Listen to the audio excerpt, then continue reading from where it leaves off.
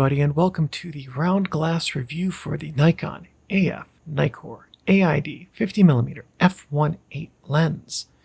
This lens was made by Nikon, that's not a surprise, from 1986 until 1990. This lens is going to be good for all of the typical 50mm lens uses, which include general photography. 50mm lenses are good for most things except specialized photography like architecture, wildlife. Generally speaking, I guess you could take a close-up photo of a bear with a 50mm, you just don't want to. A 50mm lens can do most things very well, including portrait, product, pet, landscape, nature, detail, and so forth types of photography. I also use a 50 to 55mm lens in street photography quite often. Now for your bottom line up front. Of the 50mm f1.8 lenses of the time, this may be my favorite. I can't think of one that I like more. This lens delivers great color, excellent contrast, works well on both film and digital, and has interesting, though sometimes chaotic and blurry, out-of-focus areas. Doing nothing now that can't be researched with a couple of quick Google searches, the focal length and AOV are 50mm and 56.8 degrees on full frame, 75mm and 30.4 degrees on APS-C. The aperture range is 1.8 through 22 in full stops when controlled on the lens's aperture ring, third stops when controlled by the camera. That, by the way, is only true for native f-mount cameras that have on-body aperture control. The element and group count are 6 and 5. The design type is double-gauss. Filter size is 52mm. Closest focus comes in at 0.45 meters, which in the US is also 0.45 meters, but we call it 17.7 freedoms. This is an autofocus lens that uses a screw drive motor. It can also be used in manual focus. The native mount is Nikon F. Its dimensions are 65mm by 39mm. And the weight is a fairly light 210 grams. No new, exciting, or paradigm-shifting tips about a 50mm lens are left to be found. So here's the best tip I have for you. This lens was designed for use with autofocus, and it's kind of a pain to use it in manual focus. And that's true of all the comparable lenses of the time. And that owes, by the way, to the thin focusing ring up front. So it's just that you can manually focus this lens, it's just not as nice of an experience as, say, a lens that's similar, a couple generations older, that has a focusing ring that's really meant to be used manually.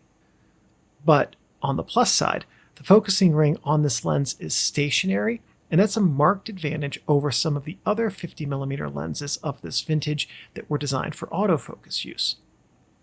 The next tip is that this is a really great lens with a nice deep-set front element that provides good flare protection. You do not need a lens hood with this lens. Mirrorless shooters will have heard me say this often in this series, but it's true again here. This lens works very well with a macro focusing adapter. The close focus with a macro adapter racked all the way out is great, and the sharpness doesn't diminish in any meaningful way. The last tip I have is that this is a great lens for a new photographer or a veteran. The speed is good, sharpness across the aperture range pretty decent, and the weight makes it easy to carry. This is a typical 6.5 double-gauss lens design. There's nothing that's going to bend your mind in a new direction here. If you're passingly familiar with fast 50 lenses, then you'll know how the double-gauss lens design performs. This is right on par with those, but I'll note that the aperture blade count and shape on this lens can create some chaotic, blurry areas. Breathing is noticeable. This demonstration shows breathing when used at an appropriate distance. The lens is about 0.7 meters from the closest of the three styrofoam heads, and the focus racks over a range of about that same distance. So breathing will be noticeable with this lens because the front element moves in and out considerably for the focal length. The aperture is stepped in whole stops on the ring, third stops when controlled by the camera if your camera provides on-body aperture control. If you are shooting mirrorless and have an adapter with an aperture switch, you can use that switch to treat this lens like a preset lens, which will allow you to create smooth stop-down work with your aperture. If you do not have that feature, aperture changes will be harsh, noticeable, and will affect video image stability. In addition, as a side note, the iris on this moves in such a way that if you have, as you stop down, source point light that starts to create iris stars, those stars will spin as the aperture stops down, and that can be a distracting element if you're doing that.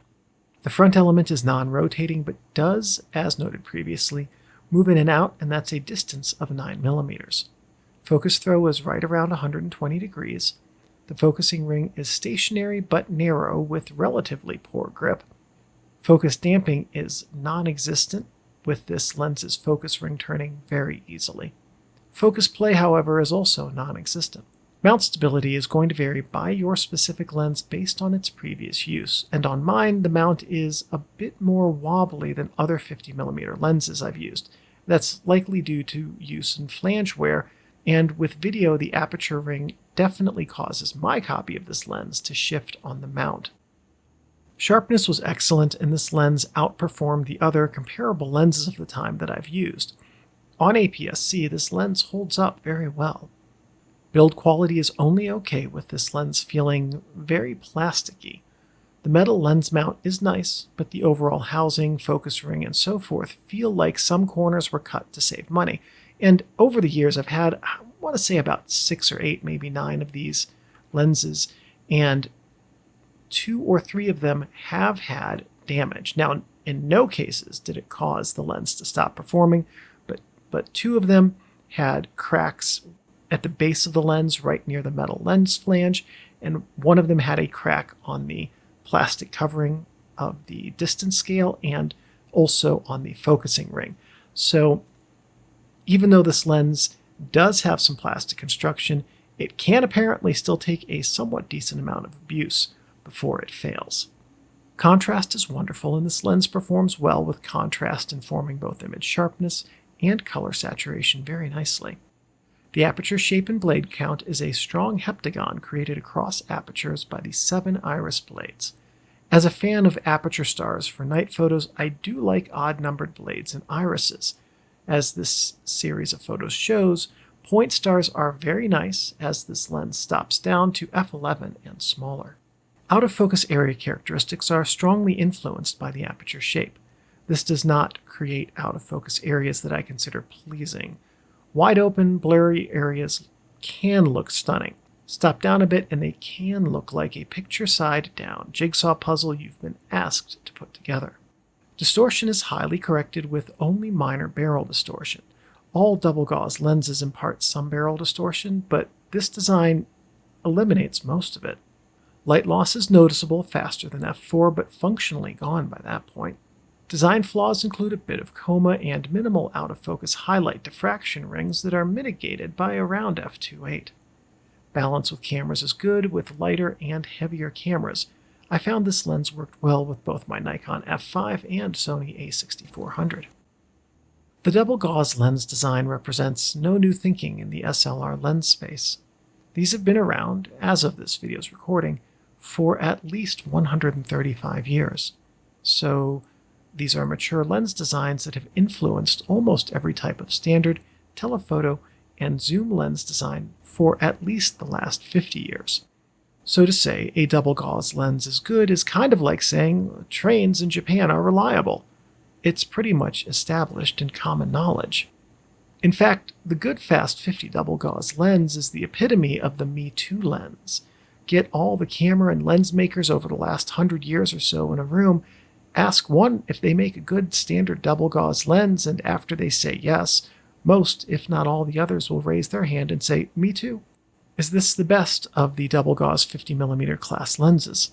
Well, I've used very far from all of them, but of the ones I've used, it's probably in the top 10%, and it's likely one of the 2 or 3 best in the f1.8 class that I've used. So that's high praise. Yes, this is one of many, and has nothing inherently special about it, but it's still excellent. One of the key takeaways from this series should be that double-gauss lenses are, with few exceptions, very good and predictable. Across makers, by the time the late 60s arrived, finding a bad or even poor double-gauss lens was harder than finding a very good one. By the 90s, the refinements had been minimal, though present, and the overall lens quality continued to improve.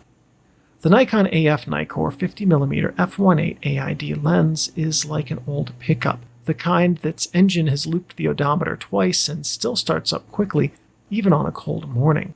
You know it will work and give you either a lot of editability in post or deliver highly usable images without much work. That, in our contemporary, post-processing obsessed photography landscape, is high praise.